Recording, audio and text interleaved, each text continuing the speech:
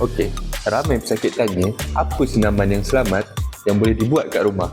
Sebelum mula, pastikan anda dah tanya dulu doktor ataupun ahli fisioterapi untuk lakukan senaman ini. Pertama adalah sit to stand. Jom makcik. Okey, tangan pegang sini. Okey, pandang kat depan. Okey, berdiri. 1, 2, 3. Okay. Pastikan tangan pegang di belakang, kita berada pada sisi yang kena stroke. Slow. Okey. Okey, senaman yang kedua adalah kita boleh angkat tangan setakat yang sampai dapat saja. Okey, macam ni. Okey. Turun.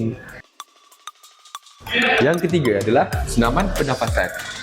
Okey, tangan letak kat dada. Okey, tarik nafas dalam, hembus.